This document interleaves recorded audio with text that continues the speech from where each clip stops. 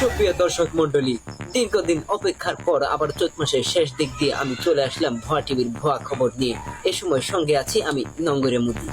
ইঁদুর শিকার, মারামারি, নষ্ট করে বসত বাড়ি, বিলাই করে কারফুজারি শুরু করলাম আমি আমার ভুয়া জারি। এদিকে ইঁদুর আর শিকার মারামারিতে ৬,০০০ ইঁদুর আহত এবং ৬,০০০ শিকার নিহত হয়েছে। আহত শিকারদেরকে আজিমপুর গুরুস্থান এবং ঢাকার বিভিন্ন শহীদ বুদ্ধিজীবী কবরস্থানে দাফন কাফন করা হয়েছে। ইন্না নিল্লাহি ওয়া ইন্না ইলাইহি রাজিউন। এদিকে নিহত শিকারদেরকে ঢাকা, চট্টগ্রাম এবং ময়মনসিংহ সদর মেডিকেল হাসপাতালে বিশেষভাবে গুরুতর শয্যায় চিকিৎসা দেওয়া হচ্ছে। এদিকে তাদের আত্মার মাগফিরাত কামনা করছি। এখন শুনবেন খেলার খবর। দীর্ঘ ৭০ বছর সাধনার পর বাংলাদেশ বনাম পাকিস্তানের একটি ক্রিকেট ম্যাচে বাংলাদেশ ৬-০ গোলে এগিয়ে রয়েছেন এবং জয়লাভ করেছেন, এরকমই তথ্য উঠে এসেছে ভুয়া টিভির কাছে। ভুয়া টিভির আরো গুরুত্বপূর্ণ ভুয়া খবর শোনার জন্য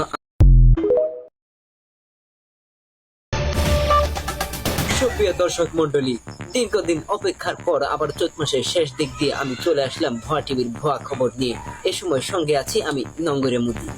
ইঁদুর শিকার, মারামারি, নষ্ট করে বসত বাড়ি, বিলাই করে কারফুজারি শুরু করলাম আমি আমার ভুয়া জারি।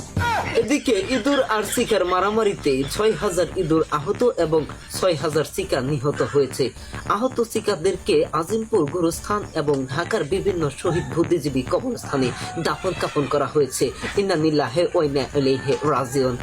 এদিকে নিহত শিকারদেরকে ঢাকা, চট্টগ্রাম এবং ময়মনসিংহ সদর মেডিকেল হাসপাতালে বিশেষভাবে গুরুতর শয্যায় চিকিৎসা দেওয়া হচ্ছে। এদিকে তাদের আত্মার মাগফিরাত কামনা করছি। এখন শুনবেন খেলার খবর। দীর্ঘ ৭০ বছর সাধনার পর বাংলাদেশ বনাম পাকিস্তানের একটি ক্রিকেট ম্যাচে বাংলাদেশ ৬-০ গোলে এগিয়ে রয়েছেন এবং জয়লাভ করেছেন, এরকমই তথ্য উঠে এসেছে ভুয়া টিভির কাছে। ভুয়া টিভির আরো গুরুত্বপূর্ণ ভুয়া খবর শোনার জন্য